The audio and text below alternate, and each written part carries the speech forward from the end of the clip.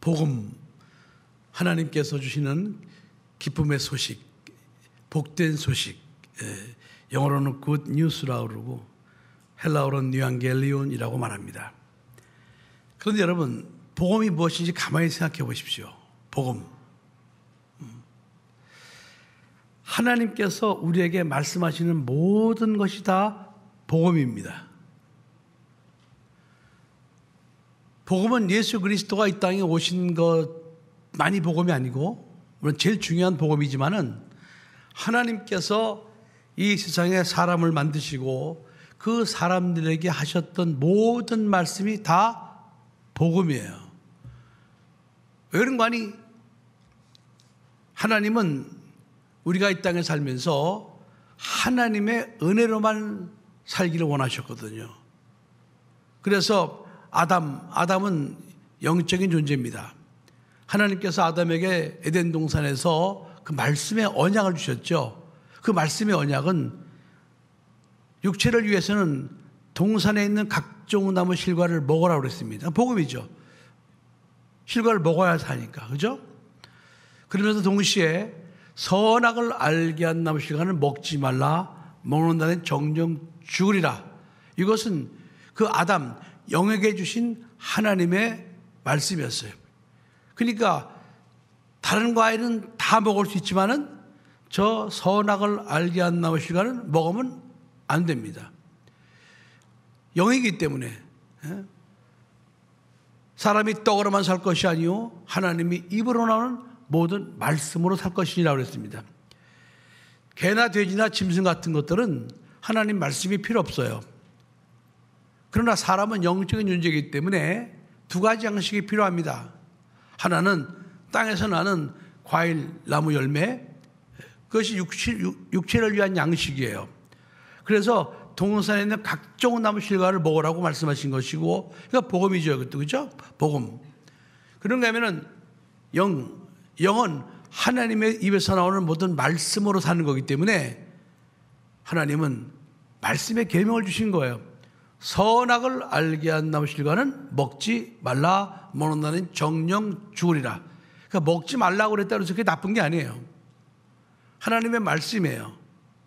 그래서 하나님께서는 아담에게도 사실은 복음을 주셨던 겁니다. 복음. 그래서 우리가 하나님을 믿을 때, 복음이라는 것은 우리를 하나님의 형상과 모양대로 만드시고 우리에게 만물을 다스릴 수 있는 권세를 주신 하나님께서 우리들에게 하시는 모든 말씀은 다 복음이구나 라는 사실을 믿어야 됩니다. 그런데 사람들은 그것이 복음인 줄 모르는 거예요. 복음인 줄 모르고 그것이 이제 자기의 자유를 속박하거나 또는 자기 갖다가 이렇게 제한하는, 내 마음대로 하고 싶은데 마음대로 하지 못하게 하는 그런 것으로 착각하고 있습니다. 그래서 아담도 마찬가지 아니겠어요, 여러분? 아담이 그런 하나님의 말씀이 복음인데 그 복음이라는 사실을 모르고 그 선악을 알게 한 나무 실과를 먹게 되었습니다.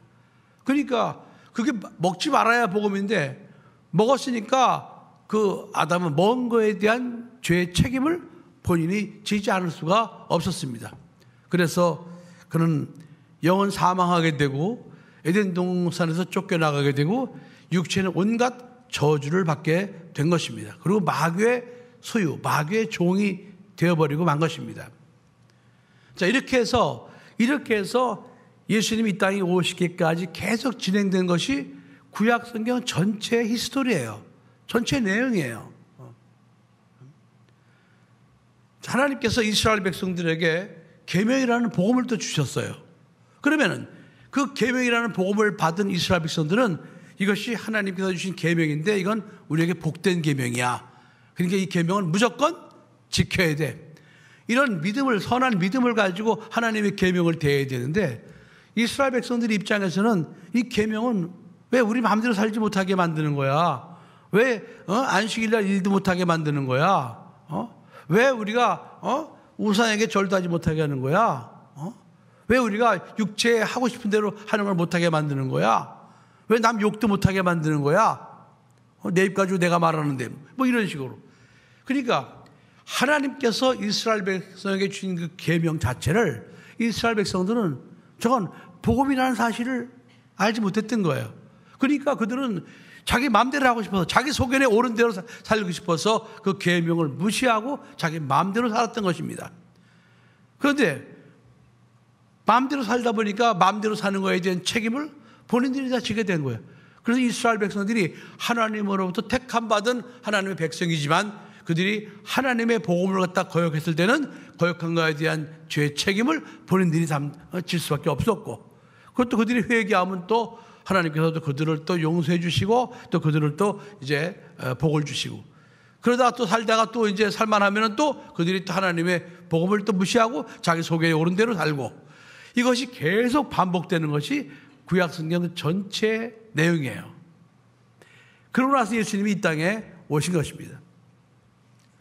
하나님의 그 입에서 나오신 말씀이 복음이라는 사실을 믿고 순종한 사람들은 믿음의 사람이 되는 것이고, 하나님의 입에서 나오신 말씀이 복음이라는 사실을 인정하지 않는 사람은 그들은 결국은 그 하나님의 복에서 벗어나서 그 불순종한 것에 대한 책임을 본인이 질 수밖에 없었습니다. 노아를 보세요. 하나님께서 노아에게, 노아야, 세상의 죄악이 관영하니까 내가 세상을 갖다가 홍수로 심판하겠다. 그러나 너는 지금부터 산에 가서 방주를 만들어라. 방주에 들어가라. 복음이란 말이죠. 복음. 노아는 그런 하나님의 말씀, 복음을 갖다 복음으로 받아들였어요. 복음을 받아들였단 말이죠. 그리고는 그때부터 산에 올라가서 나무를 베서 방주를 짓기 시작했어요. 그랬더니 결국 노아의 가족은 그 복음으로 인하여, 복음의 순종함으로 인하여 그들은 전 인류가 다 홍수로 심판받을 때 그들은 홍수로부터 구원을 받게 되었습니다. 하나님의 말씀을 복음으로 받느냐 아니면 잔소리로 듣느냐 농담으로 듣느냐에 따라서 그 결과는 본인이 책임지게 되어 있는 거예요. 아브라함에게도 마찬가지입니다. 아브라함아, 너는 본토 친척 아비 집을 떠나 내가 네게 지할 땅으로 가라. 이게 복음이란 말이죠. 이게 복음. 그럼 내가 너로 큰 민족을 이루게 하고 내가 너를 복주어. 이게 복음이란 말이죠.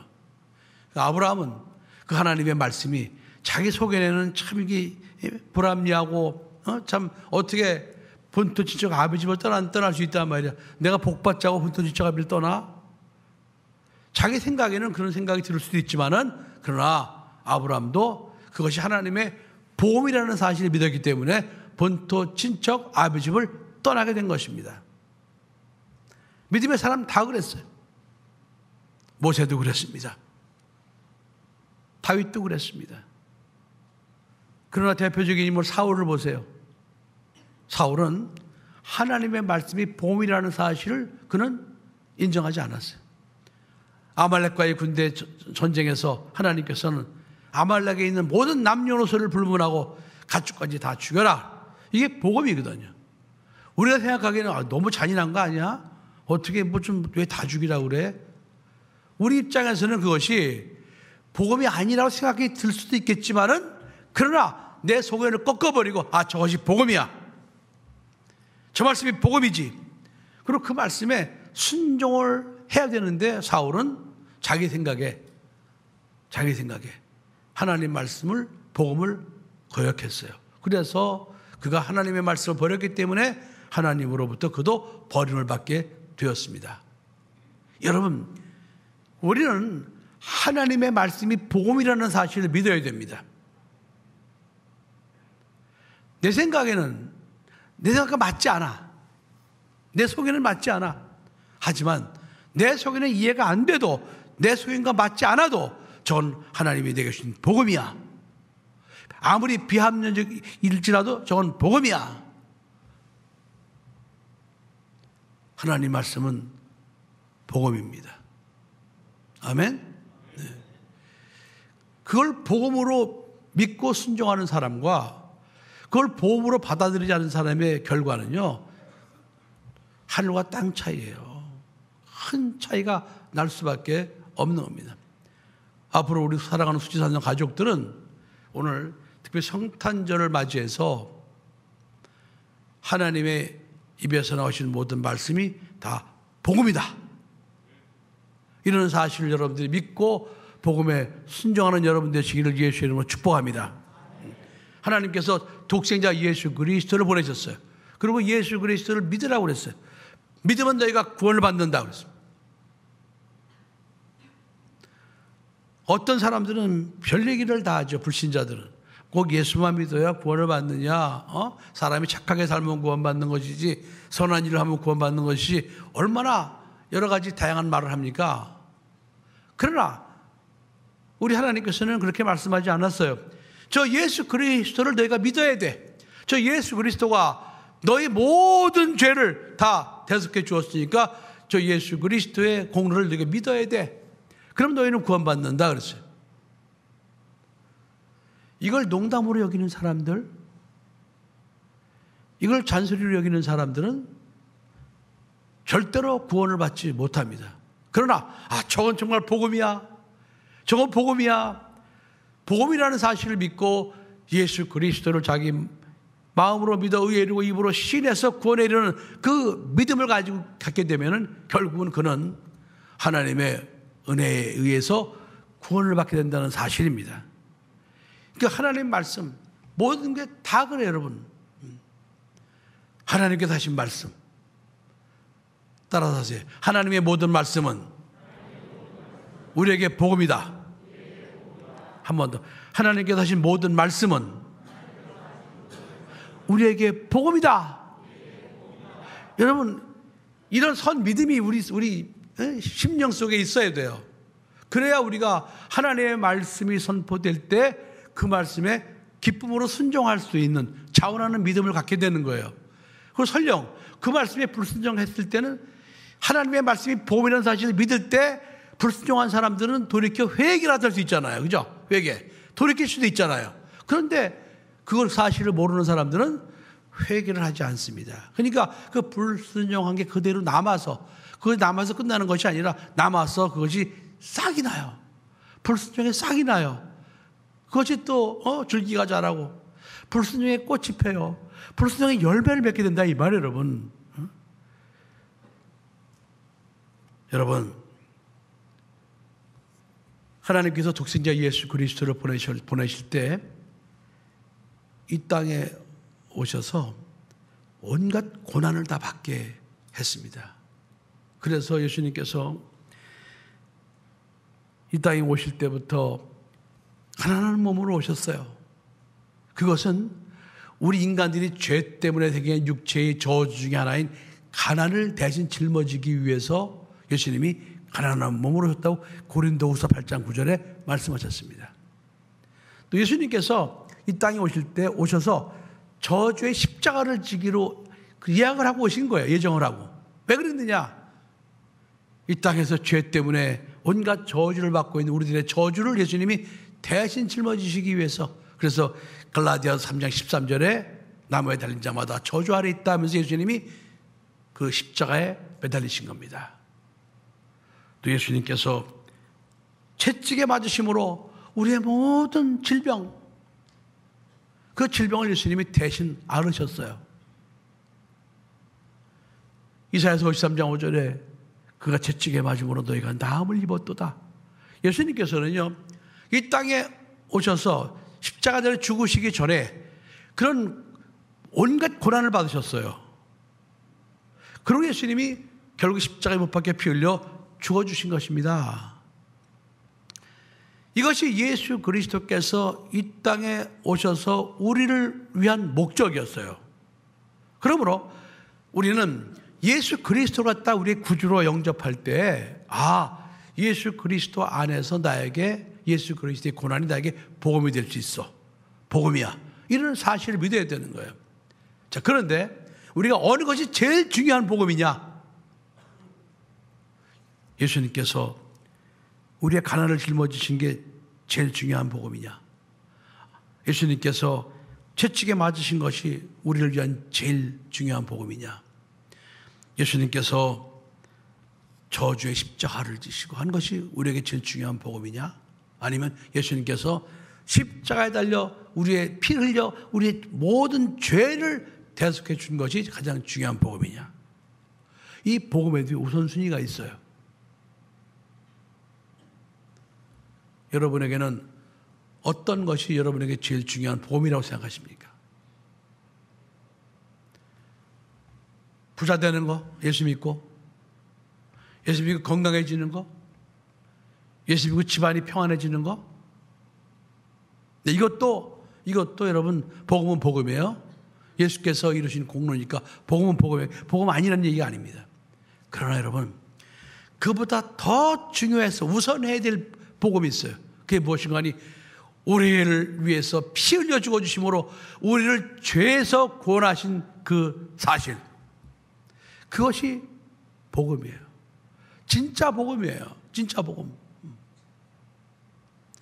그러니까 예수 그리스도를 구주로 영접해서 받는 복음 중에 제일 중요한 우선하는 복음은 나를 죄에서 구원하신 복음이다. 나를 지옥에서 천국으로 가게 하시는 복음이다. 이 사실을 먼저 믿고 그 사실을 의지하고 사는 자가 예수 그리스도의 복음을 제대로 받아들이는 사람입니다. 그런데 현실은 어떻습니까? 현실은 우리는 진짜 중요한 복음은 저 뒤로 보내고 당장 급한 거, 물질의 문제, 또 질병 치유의 문제, 또 가정의 평안의 문제, 이런 것들을 우선해서 그것들이 마치 진정한 복음이라고 착각하고 사는 경우들이 너무나 많이 있습니다.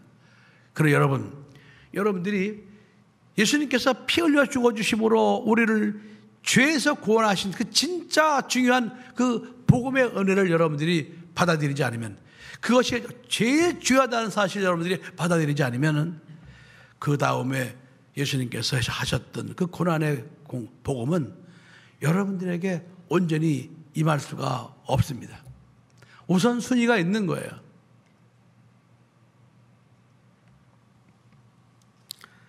가난한 사람, 사업하다 망한 사람에게는 제일 복된 소식이 아마 로또 복권을 사가지고 당선됐다는 소식일지도 몰라요. 또 불치병으로 고통받는 사람들에게 어떤 의사가 좋은 약을, 명약을 가지고 있다, 이거만 먹으면 직방이다, 그것이 복음일 수도 있습니다. 뭐 그 정도는 아니지만 가령 무슨 여러분 자녀들 중에서 자녀가 결혼을 해야 되는데 결혼할 생각을 안 해. 근데 어느 날 결혼한다는 소식이 들어와. 야, 복음이다. 또 여러분 또 자녀가 원하는 대학에 합격한 거, 취직한 거, 이런 것들도 다 복음이 될 수 있어요. 그러나 여러분, 그건 진정한 복음이 아닙니다. 왜 그런 거 아니?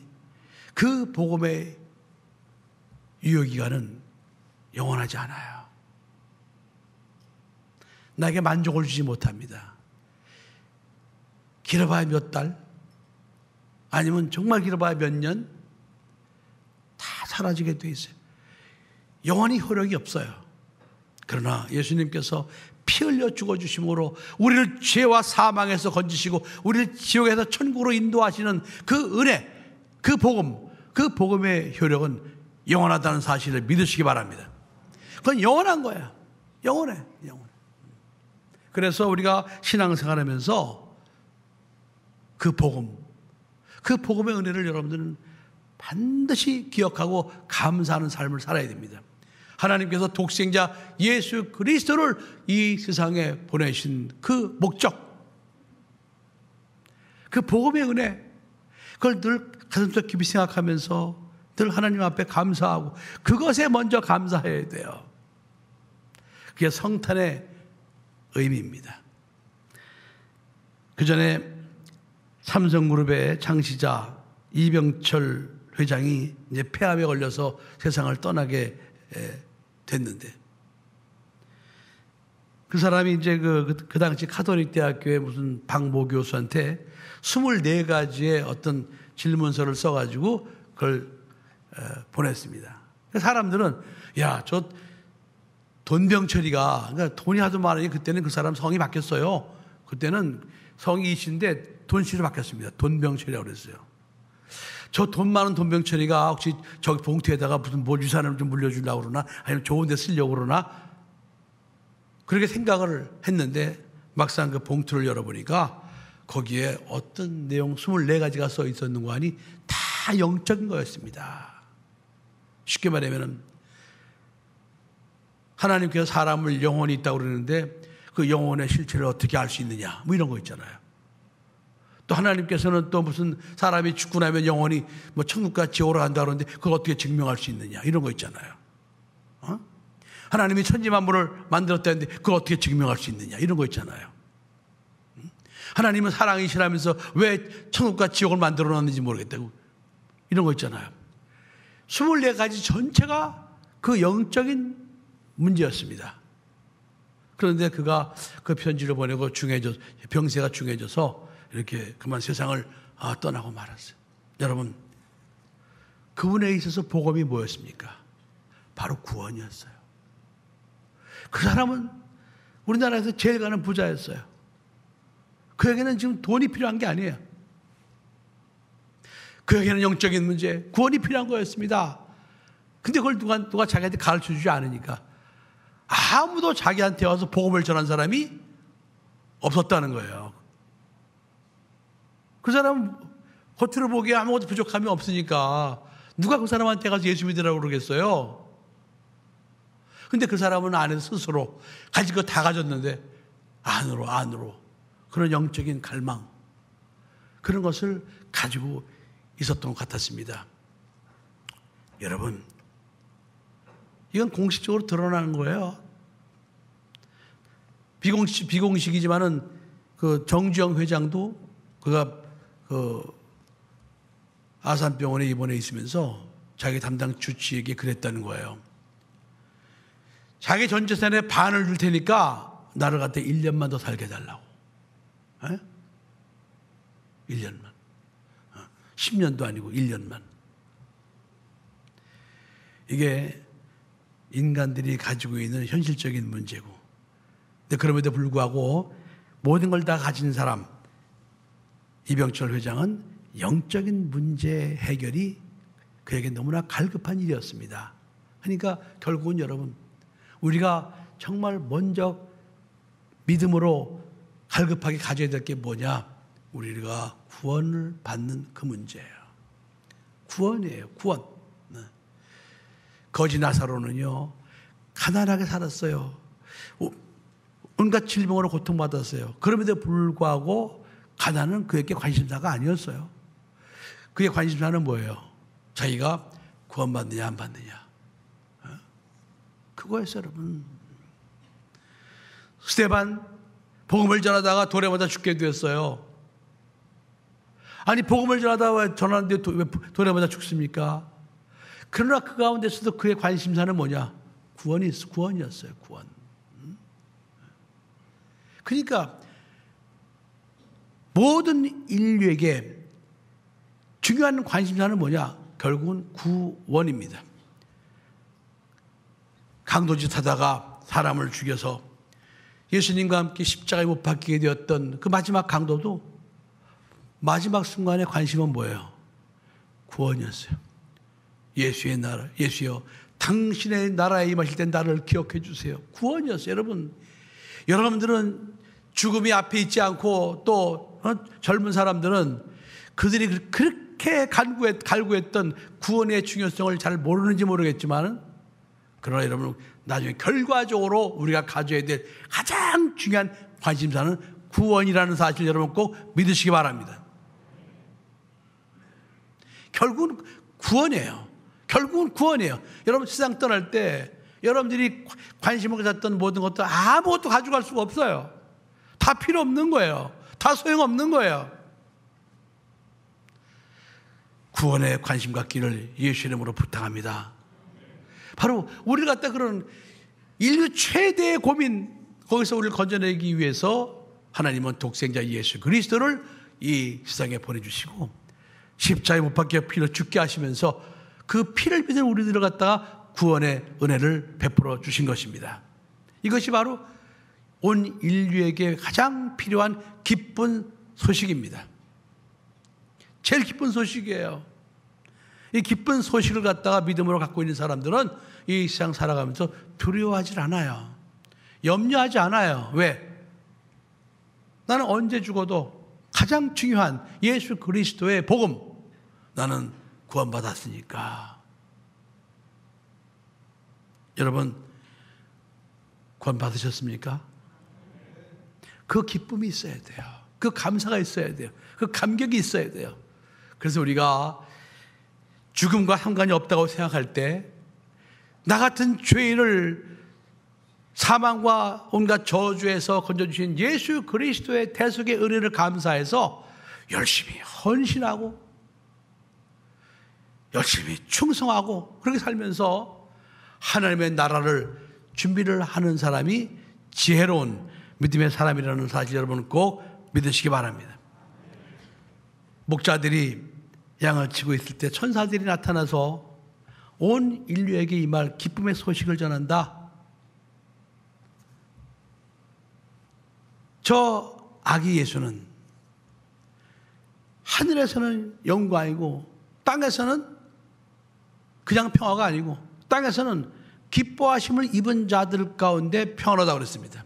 다시 말하면 하나님께서 복음으로 예수 그리스도 보내셨지만은 그 예수 그리스도 오셨다는 그 사실 하나로 모든 땅에 평화가 임하는 건 아닙니다. 모든 땅에 자유가 임하는 건 아닙니다. 그 예수 그리스도를 믿어야지만 그 예수 그리스도께서 주시는 그 복음을 믿어야지만 자유, 평화, 구원이 임한다는 사실 여러분 꼭 믿으시기 바랍니다.